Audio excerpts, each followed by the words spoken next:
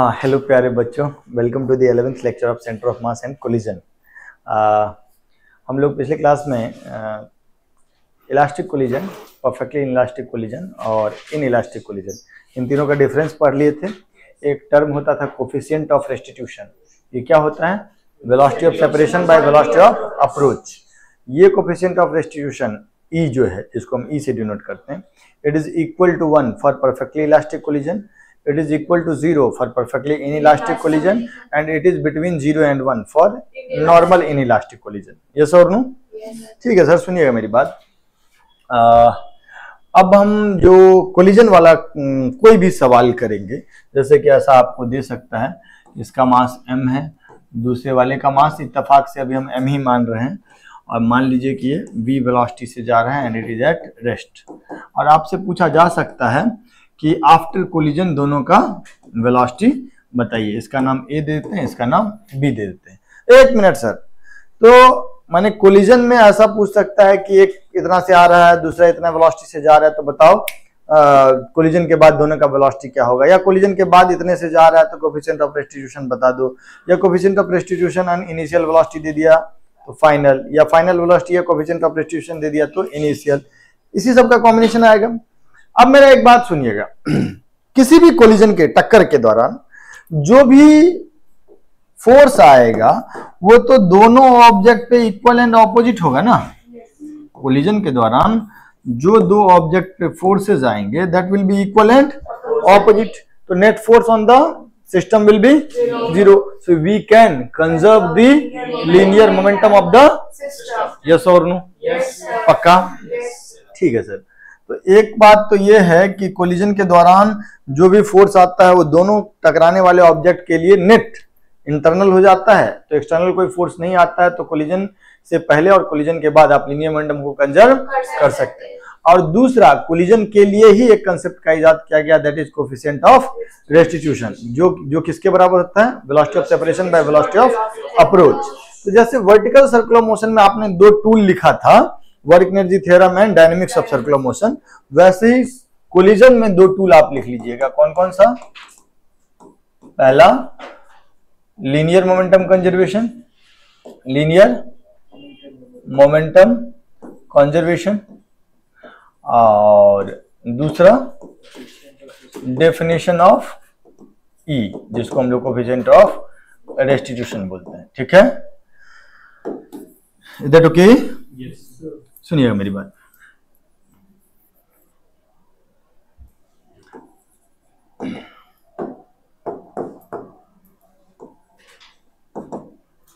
ये एक ब्लॉक है, ये भी एक ब्लॉक है, ये भी v वेलोसिटी से जा रहा है और ये रेस्ट पे है। ये बहुत फेमस है, इसका रिजल्ट भी आपको याद रखना पड़ेगा। Find velocity of both block, find velocity of both block if after collision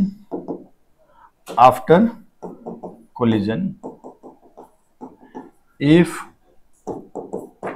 collision is perfectly elastic, if collision is perfectly elastic collision अगर हो तो वेलोसिटी बताइए दोनों का आफ्टर कोलिजन। सुनिएगा मेरी बात बच्चों, ये सवाल हमको कर लेने दीजिए। ये तो बिफोर का सिनेरियो है। After collision, collision is perfectly elastic. After collision हम ए को मान लेते हैं चल रहा है कितने से? v1 से, और बी को मान लेते हैं चल रहा है कितने से? v2 से। मानने में कोई दिक्कत नहीं है। अगर इसमें से किसी का डायरेक्शन उल्टा होगा तो नेगेटिव आ जाएगा वेलोसिटी, कोई रुकना होगा तो उसका वैल्यू भी 0 आ जाएगा। इनिशियल और फाइनल के बीच में हम क्या क्या बात कंफर्म कर सकते हैं कि भाई जब ये दोनों टक्कर हुआ है तो इस पर नॉर्मल पीछे लगा और इस पर नॉर्मल आगे लगा, तो हम लोग एक तो लीनियर मोमेंटम कंजर्व कर सकते हैं, लीनियर मोमेंटम कंजर्व कर सकते हैं। तो लीनियर मोमेंटम कंजर्वेशन अगर करेंगे तो हम लोग इक्वेशन क्या लिखेंगे? पी इनिशियल बराबर पी फाइनल। इनिशियल मोमेंटम कितना? mb, एंड फाइनल मोमेंटम कितना? mv2 plus mv1। कहो हाँ। तो यहां से mm कट गया, v बराबर क्या आ गया? v2 plus v1। कोई दिक्कत? तो ये तो पहला चीज हो गया। दूसरा चीज हम लोग क्या कर सकते हैं इसमें, डेफिनेशन ऑफ ई। ये कैसा कोलिजन है, कैसा कोलिजन है, परफेक्टली इलास्टिक। तो अगर परफेक्टली इलास्टिक कोलिजन है, ई तो होता है V sep by we approach, V separation by we approach, yes और नो।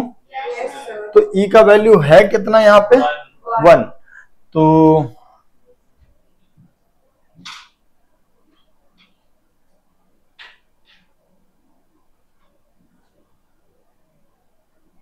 ई का वैल्यू अगर 1 है तो यहाँ पे 1 इज इक्वल टू, बताओ तो इस समय पे वेलोसिटी ऑफ सेपरेशन में कौन ज्यादा होगा, वेलोसिटी v2 की v1, तभी ये सेपरेट हो रहा है। तो वेलोसिटी ऑफ सेपरेशन कितना हो गया, v2 माइनस v1। और अप्रोच के लिए ये तो रेस्ट पे था, ये v से आ रहा है, तो वेलोसिटी ऑफ अप्रोच कितना, v, यस और नो। तो यहां से हम लोग क्या करेंगे, v2 माइनस v1 बराबर v, और v2 plus v1 is also v, v2 plus v1 is also. तो यहां से तुम्हें क्या सीख मिलती है, 1 और 2 को अगर हम सॉल्व करेंगे, दोनों को जोड़ देंगे, दोनों को जोड़ देंगे तो v1 v1 कट जाएगा, तो 2v2 बराबर 2v, v बराबर v2, और v2 की जगह पे अगर v रख देंगे तो v1 कितना आएगा, 0। v1 इज इक्वल टू, एक मिनट रुक जाओ, यहां से हमको क्या सीख मिली कि v2 बराबर v एंड v1 बराबर 0। तो after collision it will come to rest and it will start moving rightward with velocity v। ठीक है क्या, इज दैट ओके? तुम देख रहे हो कि दोनों आइडेंटिकल मास था और कोफिशिएंट ऑफ रेस्टिट्यूशन कैसा था, 1। तो दोनों का वेलोसिटी क्या हुआ, इंटरचेंज हो गया। जो रेस्ट पे था वो v वेलोसिटी से चलने लगा, और जो v से चल रहा था वो रेस्ट पे आ गया। Is that okay? कोई दिक्कत, कोई परेशानी? सुनिएगा मेरी बात, आप इसी में लिखेंगे repeat part A, repeat part A for E is equal to 1/2। E का वैल्यू 1/2 हो कोफिशिएंट ऑफ रेस्टिट्यूशन, उसके लिए पार्ट ए को रिपीट करो। आइए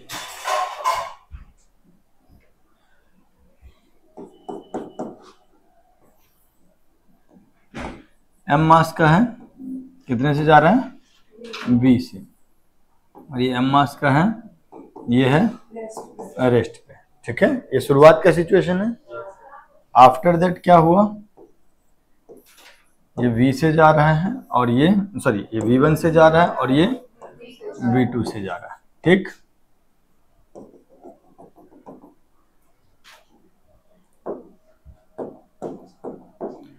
तो हम लोग लीनियर मोमेंटम कंजर्वेशन कर सकते हैं, बोलो। yes, तो क्या लिखेंगे हम लोग, m इंटू वी बराबर m v1 plus m v2, m v1 plus m, तो v बराबर v1 प्लस v2। कोई दिक्कत? और वेलोसिटी ऑफ सेपरेशन यहाँ पे क्या हो जाएगा, v2 माइनस, तो velocity of separation upon velocity of approach कितना, v minus 0, that is v and that should be 1/2। तो ये दूसरा इक्वेशन क्या हो गया, v2 माइनस v1 बराबर v/2, और ये क्या था, v1 प्लस v2 बराबर v। Equation number 2, equation number 1, yes और नो, दोनों को जोड़ दें, v1 v1 कट गया, 2v2 का वैल्यू कितना हो गया, 3v/2, v2 का वैल्यू कितना हो गया, 3v/4, और v1 का वैल्यू हो गया v/4। दोनों पॉजिटिव आया, माने हमने जो डायरेक्शन चुना है वो सही है। Is that okay? कोई दिक्कत, कोई परेशानी? इस कहानी में एक बात यहाँ पे लिख लेना, अगर मान लीजिए ऐसा हो जाए, सुनिएगा, दो आइडेंटिकल बॉडीज हैं, दो आइडेंटिकल बॉडीज है, दोनों का मास सेम है, और एक आ रहा है v1 से और दूसरा आ रहा है v2 से, और कोलिजन कैसा है, हेड ऑन, कोलिजन कैसा है, और E का वैल्यू अगर 1 है, E का वैल्यू अगर 1 है, तो आफ्टर कोलिजन पहला वाला का वेलोसिटी दूसरे को मिल जाएगा और दूसरा वाला का वेलोसिटी पहले को मिल जाएगा। मतलब ये जाने लगेगा राइटवर्ड कितने से, v1 से, और ये जाने लगेगा लेफ्टवर्ड कितने से, v2 से। Is that okay? यहाँ इंग्लिश में क्या लिखिएगा, collision in collision between, in head on collision, in head-on collision between two identical masses for E equal to 1, the velocities get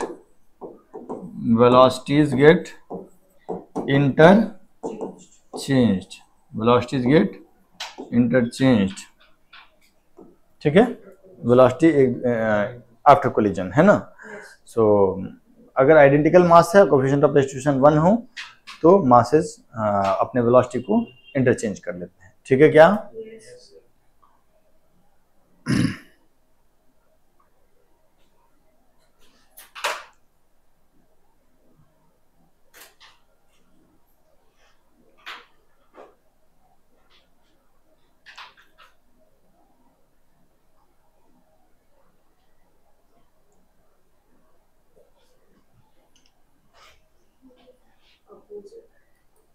ये वाला चीज आपका है बिफोर का सिनेरियो और ये आफ्टर का, ठीक है। हाँ, सुनिएगा मेरी बात, थोड़ा सा इलास्टिक कोलिजन को और डिटेल में समझते हैं।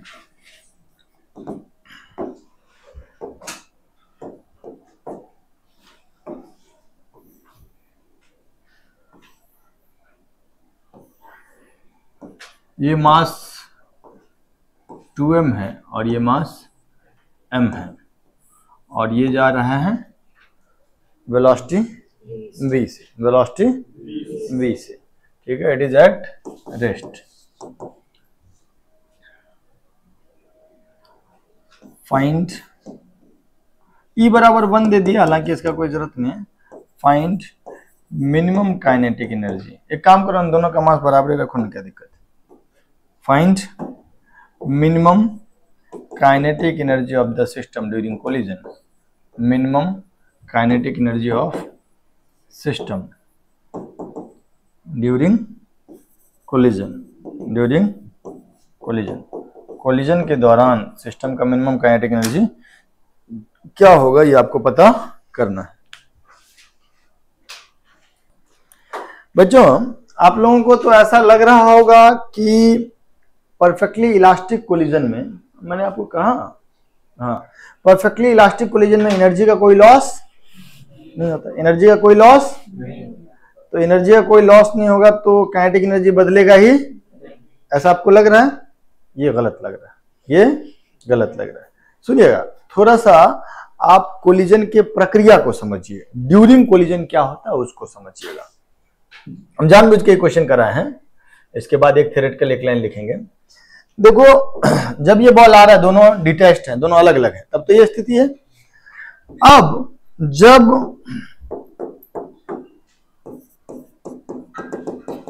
जब ये दोनों कांटेक्ट में आएंगे, तो कांटेक्ट में आएगा तो ये वाला इस पे फोर्स लगाएगा इधर, और राइट वाले पे एक फोर्स लगेगा राइट में। तो यहां पे there will be a deformation. यहां पे there will be a deformation. Yes और नो? डिफॉर्मेशन का मतलब ये पिचक जाएगा, कोलिजन के दौरान ये पिचक जाएगा, ठीक। अब क्या है, पीछे वाला आगे वाले को कब तक पुश करते रहेगा, दोनों के बीच डिफॉर्मेशन कब तक होते रहेगा, जब तक कि दोनों का वेलोसिटी बराबर ना हो जाए, है ना। अब जब ये टक्कर लगने लगेगा तो इस पर एक नॉर्मल रिएक्शन फॉरवर्ड में लगेगा और इस पर एक बैकवर्ड में, तो इसका वेलोसिटी घटना शुरू होगा और इसका वेलोसिटी, याद है स्प्रिंग वाला केस, वैसा ही कुछ हो रहा। अब घटते एक समय आएगा कि दोनों का वेलोसिटी कुछ बराबर हो जाए। ये हम किसका बात कर रहे हैं? फोर्स का बात कर रहे हैं। ये किसका बात कर रहे हैं? फोर्स का बात कर रहे हैं।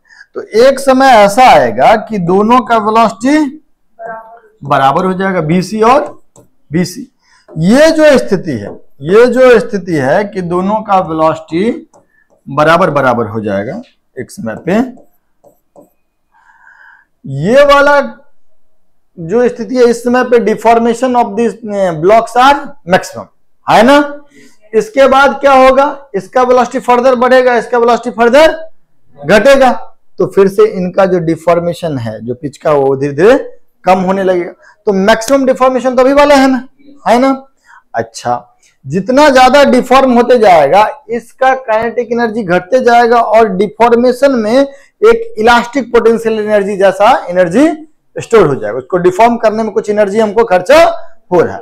तो यहां से जब यहां का बात करेंगे, तो जब यहां से यहां का बात करेंगे तो एनर्जी थोड़ा सा कम हो जाएगा। क्यों कि यहाँ पे सारा का सारा एनर्जी काइनेटिक एनर्जी के फॉर्मेट में है। और यहाँ पे जो ये पिचका है, जैसे कि किसी स्प्रिंग को कंप्रेस करते हो तो उसमें कुछ एनर्जी स्टोर हो जाता है, वैसे इसको अगर हम डिफॉर्म करेंगे तो इसमें भी कुछ एनर्जी स्टोर, तो इसके एनर्जी का कुछ हिस्सा यहाँ पे कहां चला गया है, डिफॉर्मेशन में। Is that okay? And this is the situation of maximum deformation. तो डिफॉर्मेशन वाला एनर्जी, जिसको तुम इलास्टिक पोटेंशियल एनर्जी भी कह सकते हो, वो अभी मैक्सिमम है, तो यहाँ पे काइनेटिक एनर्जी मिनिमम होगा। यस और नो? कोई दिक्कत क्या? अच्छा, क्या इस VC का वैल्यू हम लोग बता सकते हैं क्या? बिल्कुल बता सकते हैं। भले ही दोनों पे फोर्स लगाया है लेकिन नेट फोर्स तो जीरो है। नेट फोर्स जीरो है तो we can conserve the linear momentum. तो इसमें क्या लिखेंगे, m इंटू v बराबर m into VC plus m into VC। तो ये VC का वैल्यू क्या हो जाएगा, v/2। VC is equal to v/2। Is that okay? अरे है ना? Yes sir. अब जरा बताओ कि काइनेटिक एनर्जी इनिशियल कितना है, half m v square. Kinetic energy initial कितना, हाफ m, और काइनेटिक एनर्जी फाइनल कितना हो जाएगा, हाफ m v/2 का होल स्क्वायर। कितनी बार, 2 बार। तो ये कितना हो गया, mv square by 4। Half m v/2 का होल स्क्वायर दोनों में ना, तो ये हो गया mv स्क्वायर बाई 4। तो जो kinetic energy mv square by 4 से mv स्क्वायर बाई 2 से mv स्क्वायर बाई 4 हुआ है, सो mv square by 4 kinetic energy loss हो गया। वो कहां चला गया, यहाँ पे डिफॉर्मेशन में। Is that okay?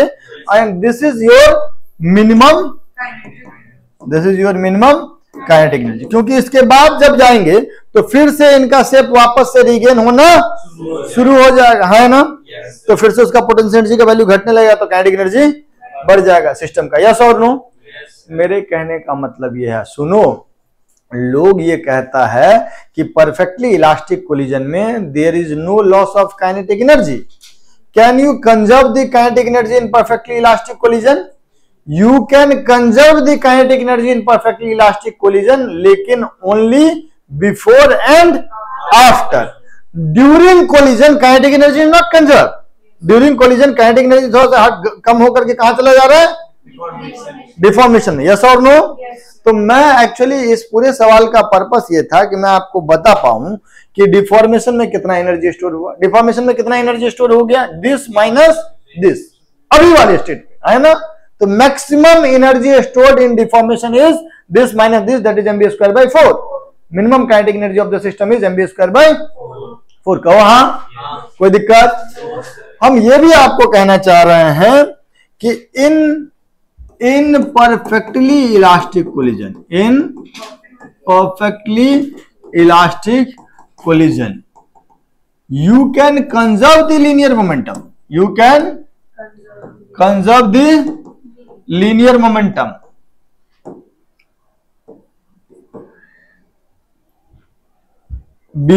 Even during the collision.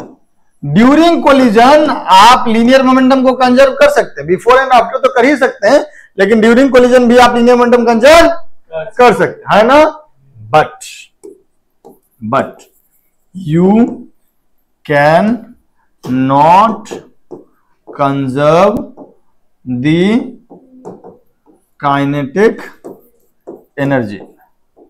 You can not conserve the kinetic energy during collision, during collision. Is that okay? कोई दिक्कत, कोई परेशानी? पक्का? Yes. ये बात याद रखना। लोगों को लगता है कि परफेक्टली इलास्टिक कोलिजन है, काइनेटिक एनर्जी कंजर्व कर सकते हैं, लेकिन before and after, during collision उसका काइनेटिक एनर्जी धीरे धीरे बदल रहा होगा, कुछ पोटेंशियल एनर्जी में जा रहा होगा। Is that okay? ठीक है सर, तो आगे बढ़े थोड़ा हम लोग। है जी, नहीं जल्दी लिखो भाई। एक और सवाल करके दिखा दो हमको।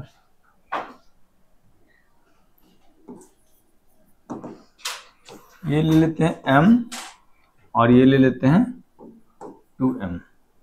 इसका वेलोसिटी ले लेते हैं 4v और इसका ले लेते हैं इधर v। ठीक है, और आपसे क्या बोला जा रहा है?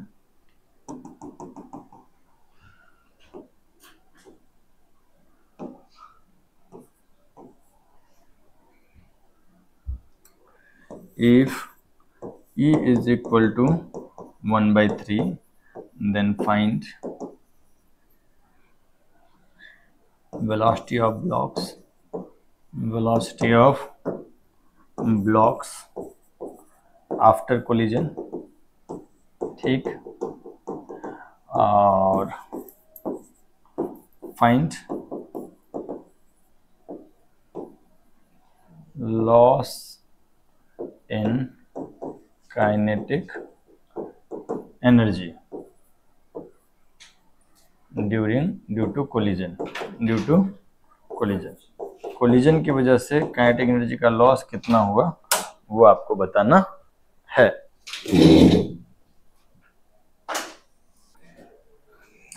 तो मेहनत पड़ गया होगा इसमें, पड़ेगा। ये तो बिफोर का सिनेरियो है सर। हाँ, आफ्टर का क्या सिनेरियो है?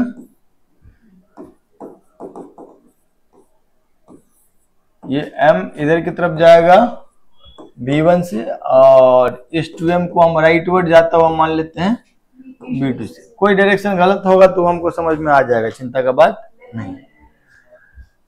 एक तो linear momentum conservation, initial momentum क्या लिखेंगे? m into 4b plus 2m into minus b, तो सीधे माइनस लिख दें। हाँ, तो minus of 2m into v initial हो गया। फाइनल कितना हो जाएगा? 2m into v2 plus m into v1। m cut गया, 4mb minus 2mb, that is 2mb, mb cut गया, तो 2v is equal to 2v2 plus v1। Is that okay? ठीक। और कोफिशिएंट ऑफ रेस्टिट्यूशन कितना है? 1/3। वेलोसिटी ऑफ सेपरेशन यहाँ पे कितना लिख रहे हैं? कितने से सेपरेट हो रहा है? ये v2 से सेपरेट हो रहा है, v1 से अप्रोच कर रहा है, तो net separation velocity v2 minus v1। और वेलोसिटी ऑफ अप्रोच कितना है यहाँ पे? 4v plus v। ये 4v से जा रहा है, ये v से आ रहा है, तो दोनों के बीच दूरी कितने से घट रहा है? 5v से। 5v से घट रहा है दोनों के बीच का दूरी, तो वेलोसिटी ऑफ अप्रोच कितना? 4v plus v। Is that okay? Velocity of approach मतलब इन दोनों के बीच का दूरी जिस रेट से घट रहा है, कितने रेट से घट रहा है? 5v से, है ना? तो यहां से v2 माइनस v1 का वैल्यू कितना हो गया? 5v/3। Is that okay? अब सॉल्व करना है इसको, दोनों को जोड़ देते हैं। नहीं तो जोड़ देंगे अगर, तो 1 प्लस 2 अगर करेंगे तो क्या क्या चीज कट जाएगा? v1 कट गया, तो ये कितना हो जाएगा? 3v2 बराबर 5v/3 प्लस 2v। तो 5v/3 प्लस 2v कितना हो जाएगा जी? तो v2 का वैल्यू हो गया 11v/9। 11v/9, ये v2 का वैल्यू हो गया। और v1 का वैल्यू कितना हो गया?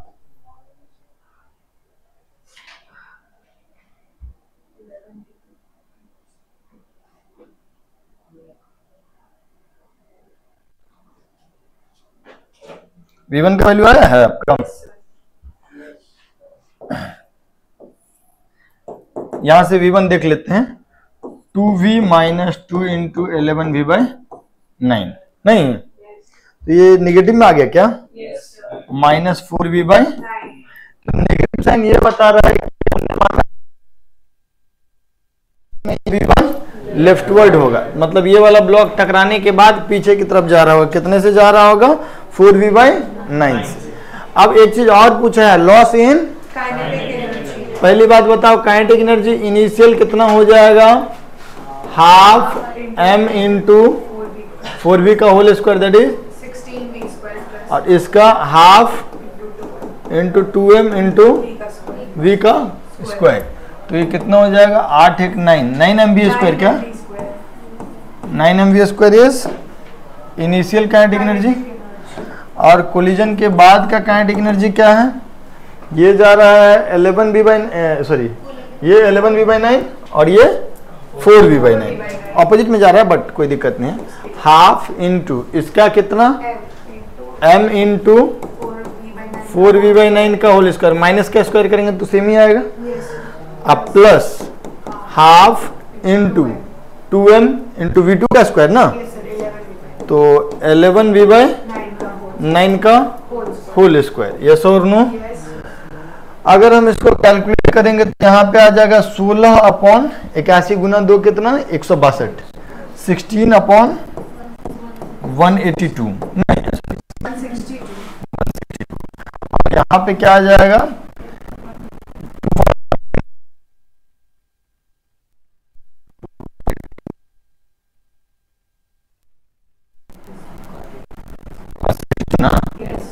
इंटू नहीं, ये कितना हो गया? 56/162 mv²। अब यहाँ से kinetic energy initial minus kinetic energy final करेंगे तब लॉस आएगा। कैलकुलेशन ठीक है? अरे बोलो। हाँ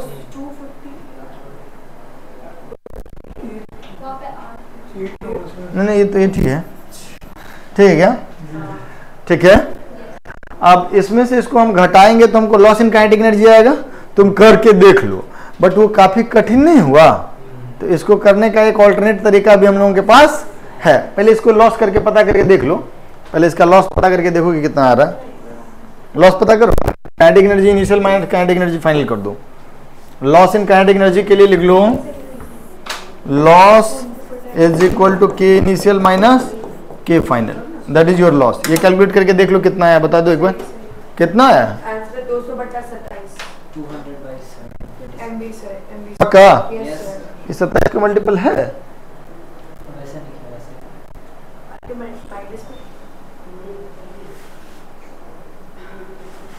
हाँ हाँ ठीक है, ये 27 के अच्छे से कट जाएगा। ठीक है, तो ये कितना आ रहा है आपका loss? 200/27 MV²। Is that okay? कोई दिक्कत कोई परेशानी?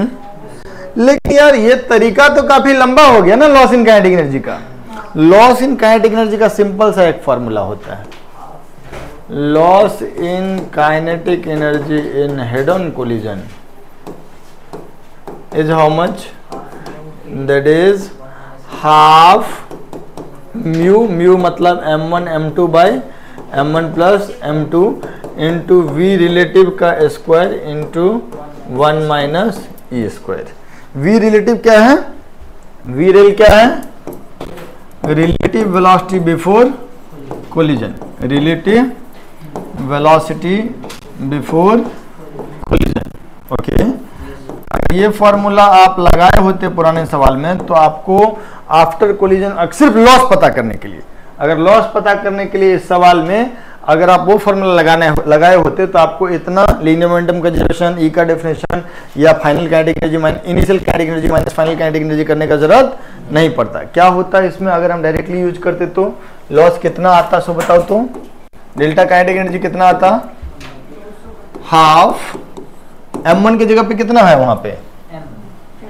एक का मास है m, दूसरे का 2m, और रिलेटिव वेलोसिटी कितना है यहाँ पे? 4v। कत तो चल गए हो,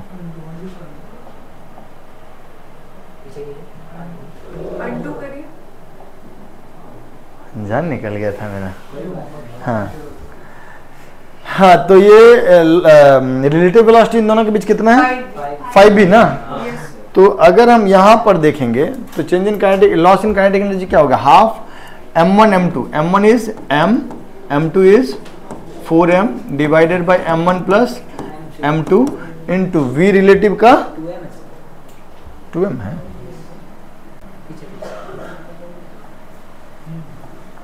अच्छा सॉरी, तो यहाँ पे हो जाएगा आपका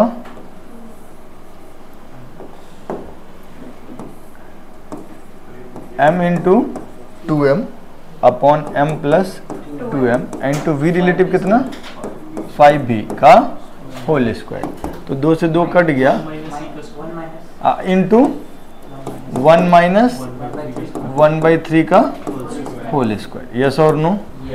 तो ये ऊपर में क्या बच गया आपका, 2 से 2 कट गया 1/3 m/3 into 25 v square into 8/9, तो 25 अठे कितना होता है 200 बाय 27 MV स्क्वायर। पिछला बार में यही आया क्या?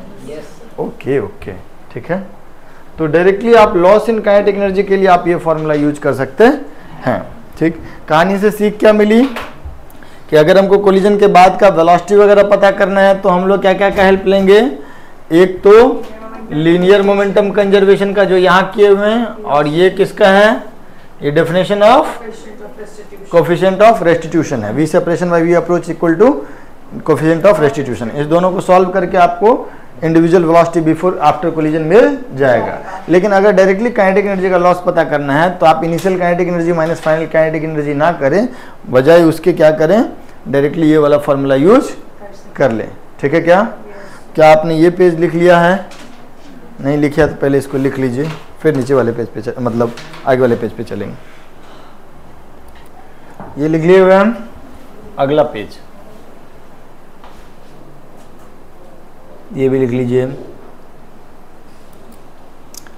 यार इसमें हम लोग E बराबर 1 पे तो कर ही लिए। E बराबर 1 में याद रखने लायक बात क्या है, आइडेंटिकल मासेस अगर हो तो परफेक्टली इलास्टिक कोलिजन में वेलोसिटी इंटरचेंज हो जाता है ना।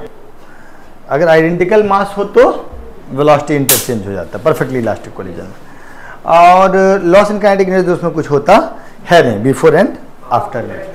अगर इन इलास्टिक कोलिजन हो तो आपको अगर पूछा जाएगा कि जो भाई कोलिजन के बाद कितना वेलोसिटी है, तो आप लीनियर मोमेंटम कंजर्वेशन और E का डेफिनेशन यूज करेंगे। हम E लेस देन 1 के लिए 1/3 के लिए एक सवाल किए भी, शायद 1/2 के लिए भी किए थे क्या? हाँ, 2 सवाल कर लिए। परफेक्टली इन इलास्टिक कोलिजन का एक भी क्वेश्चन नहीं किए हैं, एक क्वेश्चन कर लेते हैं, तब फिर 1-2 स्पेशल केस बात करते हैं। तो बेकार ही सवाल सब होता है, जैसे m मास का एक बॉल है, v वेलोसिटी से जा रहा है, और ये 2m मास के बॉल से टकरा रहा है, 2m मास के बॉल से टकरा रहा है, और आपसे पूछा जा रहा है कि find collision is perfectly elastic, sorry collision is perfectly inelastic, perfectly inelastic and head on. ठीक, find velocities of blocks after collision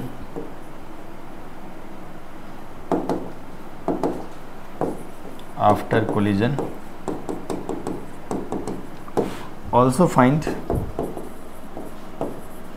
loss of kinetic energy in collision। हाँ, 2m वाला भी रेस्ट पे, L रुको न लो, इसको भी v/2 से भेज दो। ठीक है,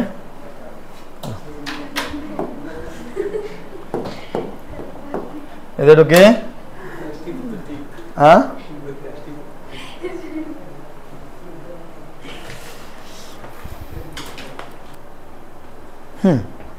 हाँ जी सर।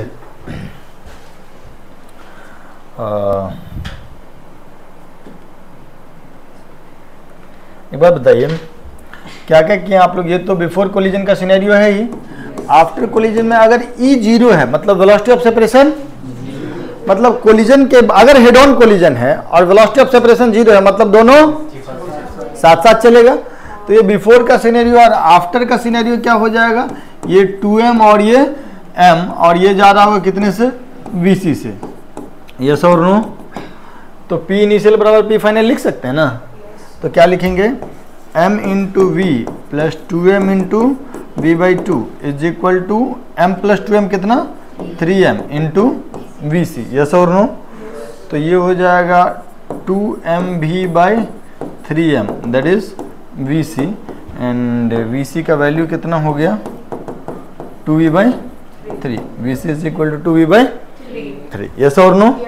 ठीक, लॉस इन काइनेटिक एनर्जी हम के इनिशियल माइनस के फाइनल नहीं करेंगे। लॉस कितना आ जाएगा, loss in kinetic energy half mu V relative का square into 1 minus E square. अब म्यू होता है m1 m2 by m1 plus m2, तो ये कितना आ जाएगा लॉस जो है हाफ म्यू कितना हो जाएगा m into 2m divided by m plus 2m into V relative कितना v minus v by 2 that is b by 2 का होल स्क्वायर, अब 1 माइनस e का स्क्वायर माने 0 का स्क्वायर। परफेक्टली इनलास्टिक कोलिजन है, यहाँ से 2 से 2 कट जाएगा, यहाँ 1/3 होगा और ये 1/4, तो ये कितना हो जाएगा mb square by 12 that is the loss in kinetic energy. Is that okay, कोई दिक्कत कोई परेशानी?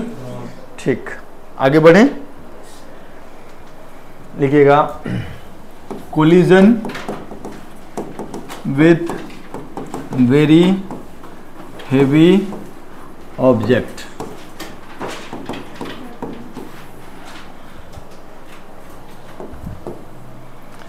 सुनिएगा इसमें हम लोग क्या सीख रहे हैं कि मान लीजिए एक कोई छोटा सा मास है जो जा रहा है v1 से, ठीक है, और एक बड़ा सा मास है कैपिटल M जो जा रहा है v2 से। कोलिजन अभी हेड ऑन का ही बात कर ले रहे हैं, ठीक।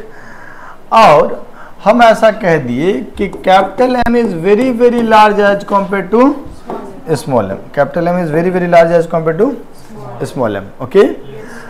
और हम कह रहे हैं कि कुछ कोफिशिएंट ऑफ रेस्टिट्यूशन है E, और ये बिफोर का सिनेरियो, ऑब्वियसली बिफोर का सिनेरियो होगा तो यहाँ पे V2 का greater value greater than V1 होगा, ये बिफोर कोलिजन का है।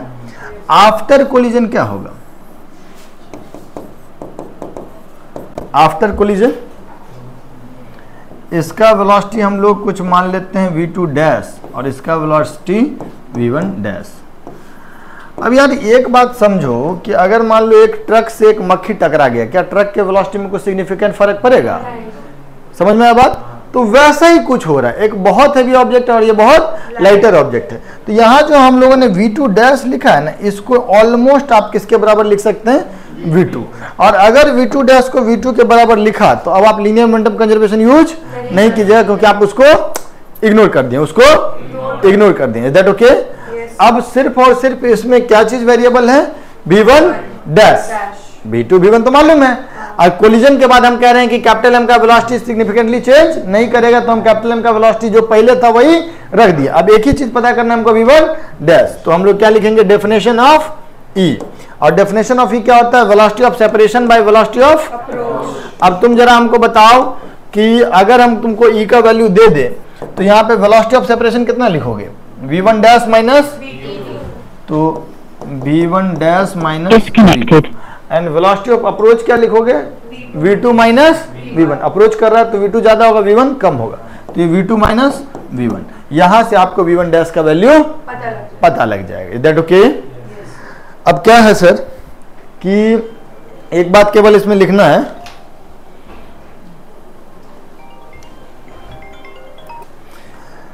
हम ये कह रहे हैं ना कि अगर बहुत हेवी ऑब्जेक्ट हो तो आपको जो हेवियर ऑब्जेक्ट है, बहुत हेवी ऑब्जेक्ट, उसके वेलोसिटी में कोई खास फर्क, लाइटर ऑब्जेक्ट के वेलोसिटी में फर्क पड़ेगा, और वो पता करने के लिए सिर्फ और सिर्फ आपको डेफिनेशन ऑफ ई ही काफी है। इस पे बहुत सारा सवाल बन सकता है, कोई ट्रक के साथ कोई बॉल का कोलिजन होगा, प्लस कोई बॉल का धरती से कोलिजन होगा, वो सब चीज़ हम लोग कब बात करेंगे, अगले क्लास में, ठीक है। मिलते हैं नेक्स्ट क्लास में। नेक्स्ट क्लास में कोलिजन को खत्म करते हैं। एक ऑब्लिक कोलिजन बचा हुआ है और बहुत हेवी ऑब्जेक्ट पे कुछ क्वेश्चंस बचे हुए हैं, ठीक। तो वो करके हम लोग ख़त्म कर लेंगे इसको। ठीक, चलिए बाय बाय।